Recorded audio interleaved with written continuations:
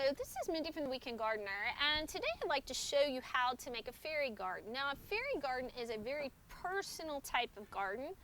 I'm just going to give you some basic ideas on how to create this particular fairy garden and some tips when it comes to creating a fairy garden. But again, this is a very personal type of style of gardening. So, what you're going to need is you're going to need, believe it or not, some broken pots. And this is a great project for those pots you have that you didn't get inside before winter. So I have a pot that is broken here. It can be broken more. So, don't think you have to utilize this little space. The key, though, is to make sure that the bottom of the pot is intact. So I'm going to create a fairy garden, and I'm going to create actually two fairy gardens, and one fairy garden is going to be in another fairy garden. But again, it's very personal. Now, the tip that I'm going to give you when it comes to fairy garden, because of the way that the soil is laid in a fairy garden, it's not extremely stable. And so planting traditional plants, annuals, just using that as an example, really isn't a good idea unless you plan on watering your fairy garden in a capillary action type of thing. In other words, you would set your fairy garden in a pot of water and let the moisture be taken up from the drainage hole. But a better approach as far as planting your fairy garden is to use succulents or cactuses. Now the reason is, you don't have to water them very often, and you can actually spray the water on the soil versus having to lift the pot up and put it in a container of water, or forbid that you water from the top because you're going to get a landslide of soil coming down. Now, the other thing, again, this is a very personalized type of gardening space that we're going to talk about. You can also add accessories like stepping stones, things like that. These flat-headed marbles are a great touch to add. You can either add them themselves as a decoration in the fairy garden, or you can glue them onto broken pieces of terracotta like this with E6000. And it will hold these marbles on here. They're not going anywhere. So those are just some ideas. Now, when it comes to the broken parts of the pot, it's very important that you have the rim and you have a piece attached to the rim. You can use just the rim itself with just a little bit, but to help hold the soil, it's good to have this lip. So just keep that in mind. So to begin the planting process, I did clean my pots. I put them in water with a cap full of bleach and scrubbed them, allowed them to soak for a few minutes, rinsed them in clear water, allowed them to dry out in the sun to finish off sterilizing to make sure that I killed any pests, bacterial, fungus, etc. that were on these pots. I've also got in this little pot a drainage hole, and I'm putting drainage material in the hole, and I'm going to do the same thing with this bigger pot. So the very first thing that we're going to do is we're going to fill each one of these containers as far as the rim goes, and well, the bottom of the pot, I should say. So I'm going to go try not to make a mess here, and I'm going to push that soil down. I want it pretty compact in there. And I'm going to do the same thing with this larger pot.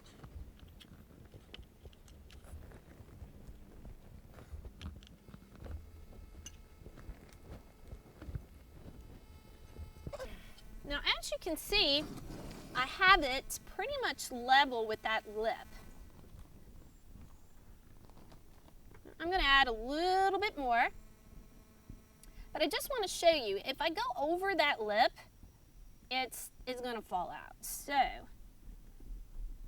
going to continue to build this back part up. Now I'm using, this soil is somewhat damp, and that's why it's holding together quite well. So just going to continue with this process. Now I don't want to build this past the rim right here. So I don't want to fill it all the way up to the top.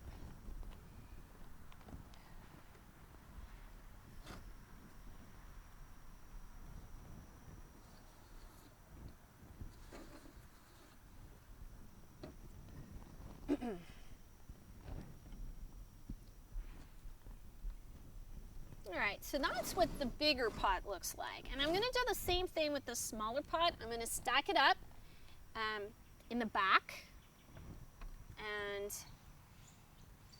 try not to get it over the rim. Alright, now the next step of this process is I'm going to terrace this so that it holds the soil in. And this is a smaller piece, so I'm actually just going to create some terraces. And I'll show you, and you have to kind of play around with this and find some pieces that work for you.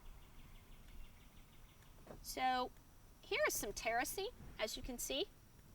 And you're really not going to have to worry about the soil coming out because we're going to do some other things. And again, you can play around with the position of your terracing.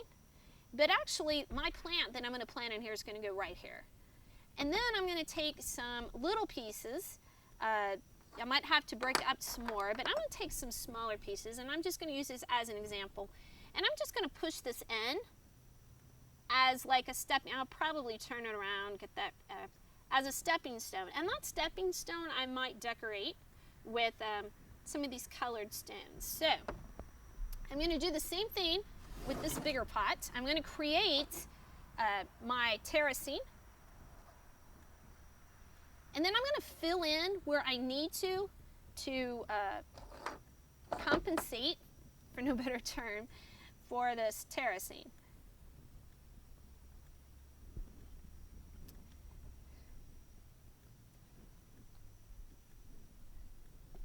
And then I'm also going to, I think I'm going to use a smaller terrace piece.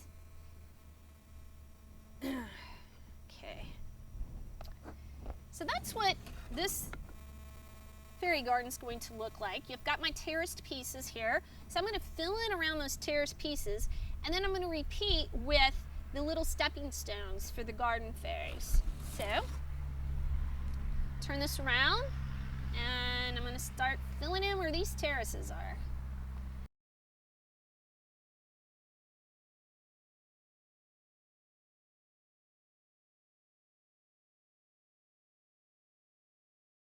All right, so I feel pretty confident on my terracing here. And then I'm going to do my stepping stones. And again, this is just sort of trial and error to find out what looks good as far as I'm concerned. And you know, if I wanted to decorate it with some of my blue stones here, I would. So I think I will do one more. Really push that in. All right. So here's the basis of the fairy garden. So the next step of the process is to plant it. Now, again, there's a menagerie of ways you can plant. In this example, I'm going to dig some of this plant material up, but other parts of this plant material, I'm actually just going to put starts in it and let it grow from that aspect. So I'll probably use this.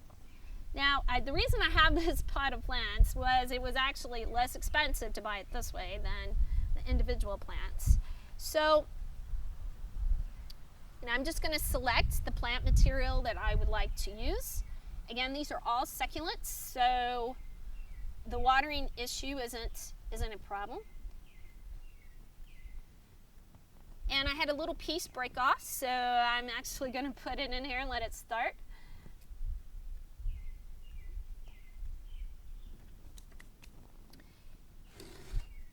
Let's see here.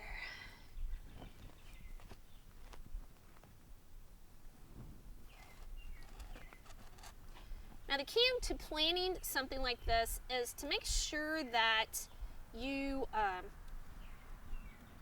if you're using really big plants, make sure that you knock as much soil off as you possibly can. Now this one I'm just going to break off actually. Okay.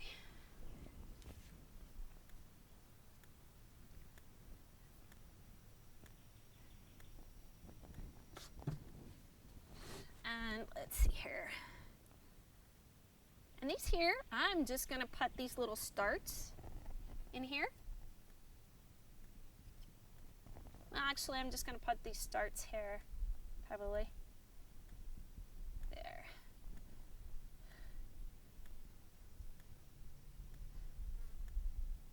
Make sure I put the right end down. And then I'm going to put a plant in the very top, but I'm going to make sure that it's a small plant. So, let's see here. Let's see, what do we want to use?